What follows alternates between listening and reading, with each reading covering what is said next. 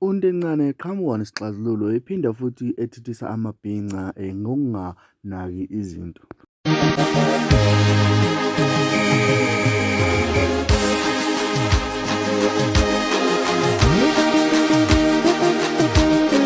Sawona sekubingelela yena-ke uMathinta wacebisa intombi zamshazeli kuba zimshazeli ngabe edala zamqhamu. Sangomansani sikhuluma feeling neficeso shana ngitshela ngathi umntana umuntu ngibona ngomba utshela ndoda. Ngana ukuthi ngakusuku lokuqala lami cathi usubscribe, ushare, uphinde ucomment, ukhuluma nakho konke uma usubscribe ayikho imali yakho ehambayo. Kunalokho ke suke senzela ukuthi kube wena oqala uthole notification uma ke kunezindaba ezihamba phambili ngaleso sikhathi. Ngana ukuthi mina ngifisa ukwanda kakhulu kodwa ngifisa ukutshela ukuthi UNtencane uqhamuke nephuzu ebelingana kwemuntu ngoba belingana kwemuntu babe sebelithakasela kakhulu kuyona-ke umcimbi kakhosana lapha-ke obekuyi-media briefing lapho khona-ke bekhulunywa noma bekhulunywa ngexazululo ukuthi-ke abaxhasi bayadingeka. uNtencane ubesebeka-ke ukuthi-ke khona abaxhasi bayadingeka kodwa-ke nekhampani le ake siyi-challenge ebizwa ngokuthi-ke i-Brentwood Collection lapho khona-ke amabhinca aqoka khona kakhulu amabhulukwe akhona ukuthi-ke ayibe isanaka imicimbi yamabhinca. Siyayibona imicimbi amanye ama-collection afaniswa noviyali namanye amaningi kodwa-ke yona ayizimantana izinhlobo namabhinca. Ake sihambe soyithega madoda sibone ukuthi-ke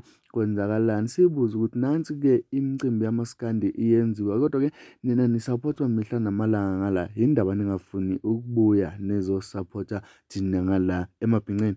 Kube-ke sekuthakasela wonke umuntu kwi-media briefing le ebiseThekwini lapha-ke emayelana nawo-ke umcimbi wakhe ukhuzana. Ngana kwethu mina ngifisa ukwanda kakhulu kodwa ngifisa ukuthi-ke ngibe sengikusherela umbono-ke obe usuvezwa uNtencane khona laphana uyibonele ngawakho amehlo ungathi-ke wezwa ngumfana wakadodla laphana kwiGuluva TV.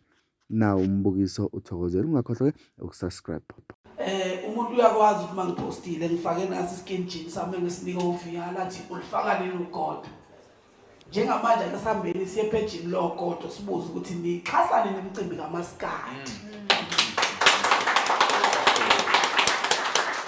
Ngoba into ekhona siyababona oJonathan D, oviyala obani bengenelela bexhasa amaciko amaskandi. Kodwa kunempahla nje siyibelesele kulo emkhakha wethu amabhinca engayihlanganisi nakancane nathi. Ngakulesikhundla-ke sokusilwe nabaculi ukuthi abayigqoki ngani leyo mpahla.